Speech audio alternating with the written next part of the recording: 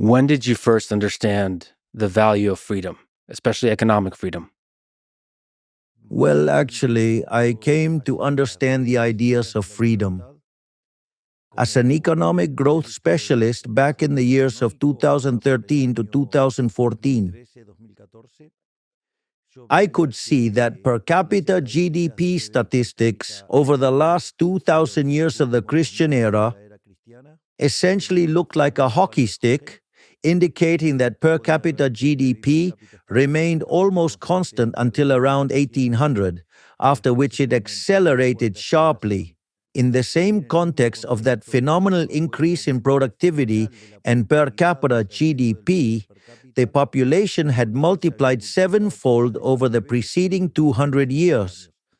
So basically, in economics, that means you get increasing returns, and the presence of increasing returns implies the existence of monopolies, concentrated structures, and according to traditional neoclassical economic theory, the presence of monopolies and concentrated structures is not a good thing.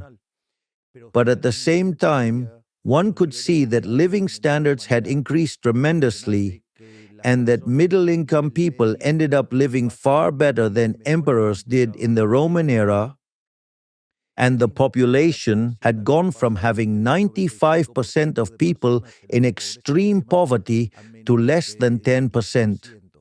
And in that context, the question was how it could be that something that had lifted so many people out of poverty, that had improved human conditions so much, could be something bad for economic theory, meaning something was not right. So, in that context, I remember that one of the people who worked on my team suggested I read an article by Murray Newton Rothbard called Monopoly and Competition. I remember reading it like it was today. And after reading it carefully, I said, everything I've taught about market structure in the last 20 years in courses on microeconomics is wrong. This caused a very strong internal commotion in me, so I called this person who used to work with me, and they recommended a place to buy Austrian School of Economics books. And I remember I bought at least 20 or 30 books, which I went to pick up one Saturday afternoon. And when I visited the bookstore, I was fascinated by all the stuff they had there. So I went back the next day and I started calculating how much money I needed to pay for my dog's food. That's my four-legged child. And how much I needed to spend on the taxi fare and food. And then, with what I have left, I spent all of it on more books. And then I started to read very intensively. And I remember, for example, the experience of reading Human Action by Mises, and this was a book that I didn't know about.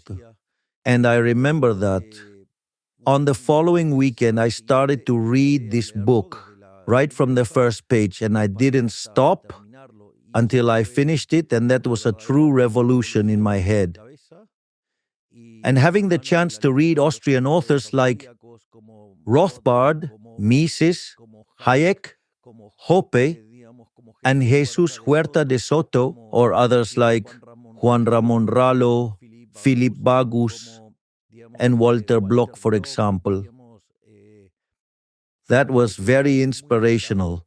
And at one point, I got the opportunity to read related to the works of Alberto Venegas Linchijo, and I also had the pleasure and honor to meet him. And today, we are actually friends. So that paved the way for me to approach the ideas of freedom. And another book that was a very significant influence and impact on me was The Principles of Political Economics by Menger.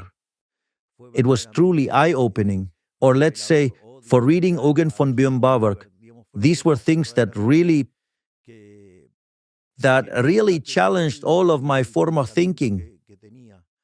I had a vague idea and poor about the Austrian school.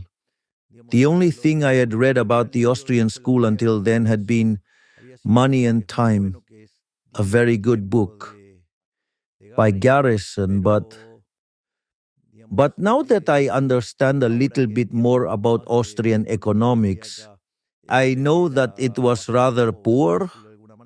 This doesn't mean that the book isn't good, but there were a whole lot of things to read that ended up being truly fascinating.